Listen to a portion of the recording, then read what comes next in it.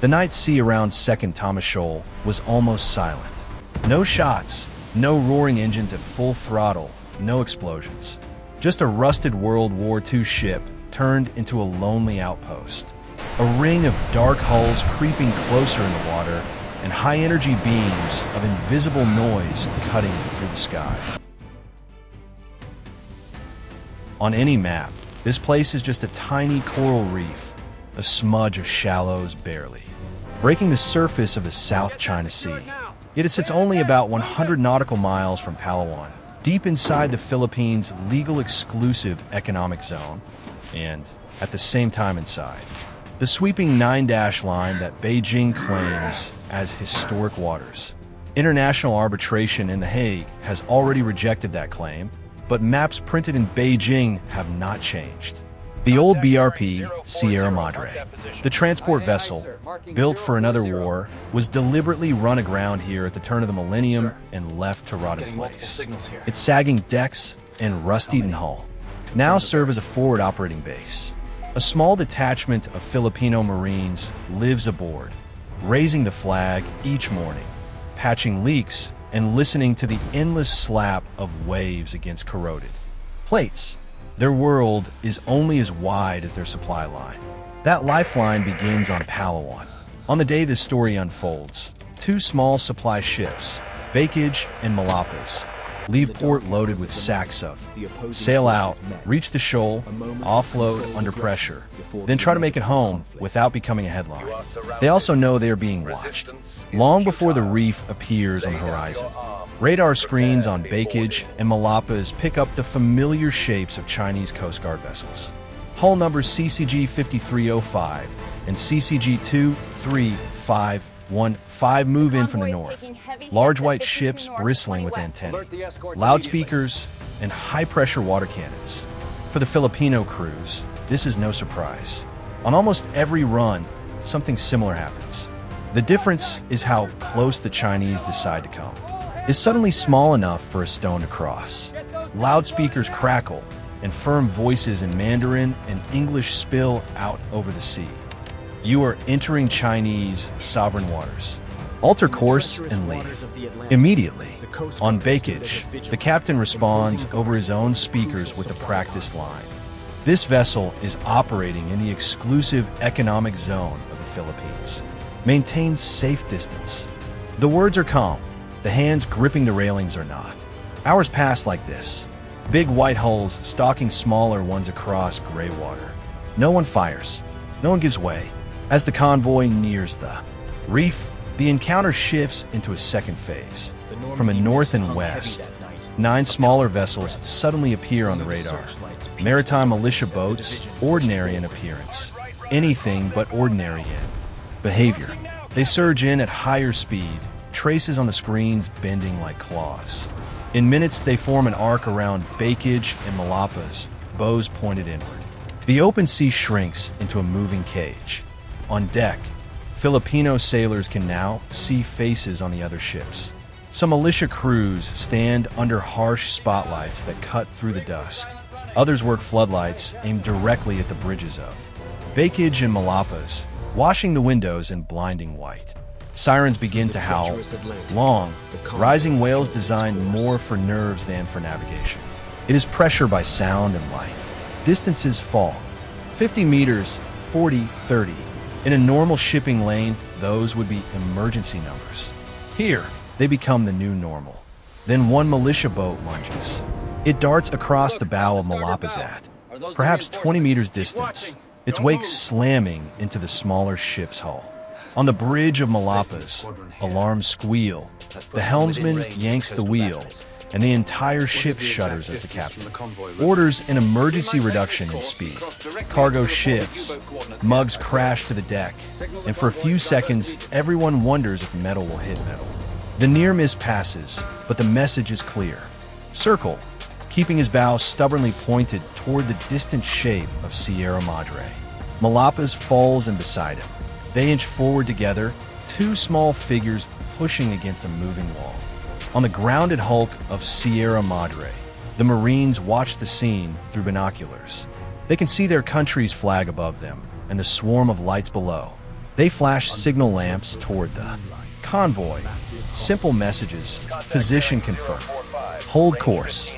We are here, on that crumbling ship. Sovereignty is not an abstract principle. It is the distance a sack of rice has to travel. The standoff stretches past an hour. Engines grow hot. Tempers sit on a knife edge. Every officer involved knows the unspoken rule. Fire no shot, trigger no war, and also surrender nothing. Then, on the radar screens of all three sides, a new symbol appears. Far to the southeast, a larger contact emerges, moving fast at cruising speed. Its return is broad and sharp, too big for fishing. Vessel, too steady for a patrol boat. The data resolves into a warship, a United States Navy destroyer, an Arleigh Burke class vessel, steel gray and heavy, closing the distance like a silent. For the first time that night, the balance of power on the water changes, not through gunfire, but through geometry. On the emergency radio channel, a new voice speaks in measured English. All vessels maintain safe distance. Dangerous maneuvers near Second Thomas Shoal risk escalation. To no one in particular, and to everyone at once. Chinese operators respond that the area is within their jurisdiction and that foreign warships should leave immediately. The lines harden, yet something else happens. Some militia boats begin to drift outward, giving themselves more room. Less eager to cut across bows under the gaze of a guided missile destroyer.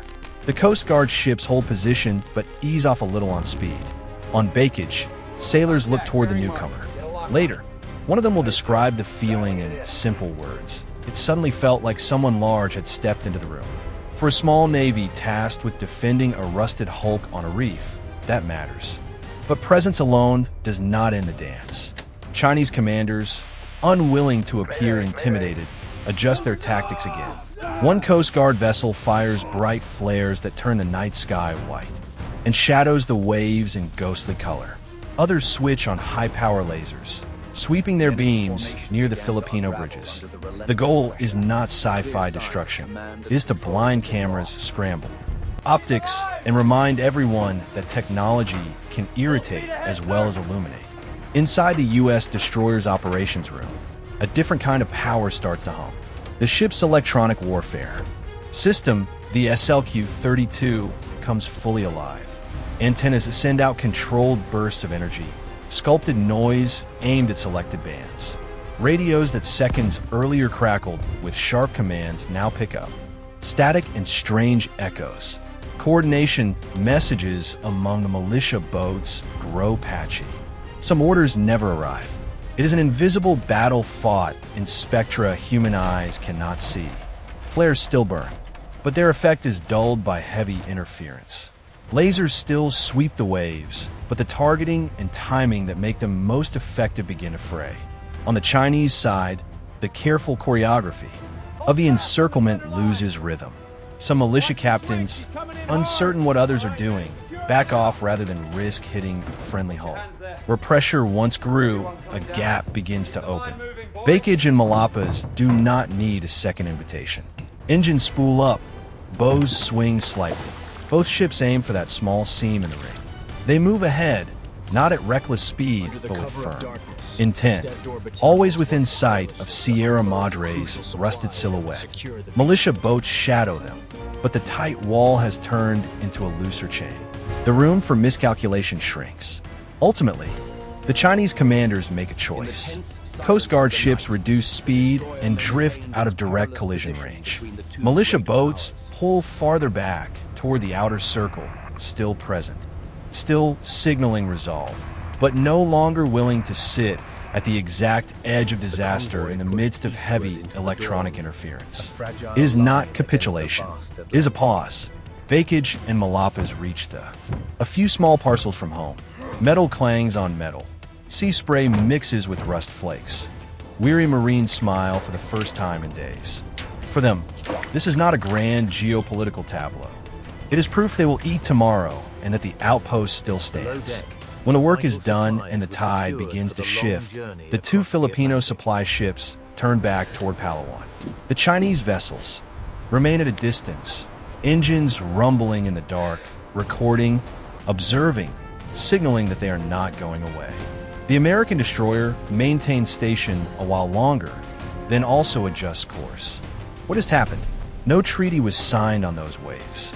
Yet the night has left marks. For Manila, the successful resupply reinforces a simple message. Second Thomas Shoal is not abandoned. And the old hulk grounded there still anchors national resolve. As long as a flag flies from its mast and Marines stand watch on its corroded deck, a small state declares that it will not simply be. Reminds the region that even careful coercion can be blunted. For Washington, the destroyer's arrival is part warning, part reassurance. It signals to allies that commitments remain real. Permanent human shield for each small ship at every disputed reef. Deterrence works best when no one is entirely sure how far it will go. Behind all of this lies the broader reality of the South. Communities across Southeast Asia. Whoever dominates this sea does not just gain islands or sandbars. They gain leverage over supply chains, energy security, and food. That is why the risk here does not belong only to those who sail under Philippine, Chinese, or American flags. A collision at sea that spirals into a firefight could ripple outward into insurance markets, shipping costs, energy prices, and military deployments across half the planet. History is full of wars sparked by incidents no one planned. A stray bullet in Sarajevo, a misread signal in the Gulf of Tonkin. In crowded waters where steel hulls pass within a few dozen meters of one another, the distance between incident and crisis can be measured in seconds. Only months before the imagined standoff. Around Backage and Malapas, one of the same Philippine supply ships nearly collided with a Chinese Coast Guard vessel during another tense encounter near the shoal. That June 17th, 2024 near-miss was later described in Manila as an event that came within seconds of war. The lesson was clear then and remains clear in every new confrontation. Gray areas can suddenly turn black and white. The scenario told here is constructed from public information about ships, tactics, and past incidents rather than a transcript of a single real night. It mirrors patterns that analysts, sailors, and diplomats have already seen. Encirclements by militia boats, aggressive water cannon use, near collisions, the arrival of outside naval forces. The growing role of electronic warfare. It is a war game played out in words, not a logbook entry. It points toward very real futures. Those futures do not have to end in flames. There is another path in which law matters more than loudspeakers, in which court rulings are respected even when inconvenient, and in which navies exist to keep trade moving rather than to test how close they can cut across one another's bows. That path requires governments to talk more than they posture, to accept that compromise is not weakness, and to remember that no reef is worth the lives of thousands of sailors and civilians. In that sense, every story like this is a quiet warning and a quiet hope. Warning, because it shows how easily pride and miscalculation can turn rustic. Hulk and a coral reef into the spark for something far larger. Hope, because it also shows that ships can pull back at the last moment, that invisible waves of jamming can replace visible waves of fire, and that restraint, however grudging, can prevail. As long as the world pays attention, pressure builds on leaders to choose the harder, slower tools of diplomacy over the quick gratification of force. The telling and retelling of such scenarios keeps the spotlight on places that might otherwise slip into the dark. And in that spotlight, the rusted Sierra Madre, the small supply ships Backage, and Malapas, and even the gray hulls that shadow them become more than pieces on a regional chessboard. They become reminders that the cost of war in the South China Sea would be paid, not just in. Helps ensure that calm, informed narratives have at least as much space as slogans and propaganda. In a world where tension at sea can rise in minutes, the steady work of understanding becomes its own form of defense.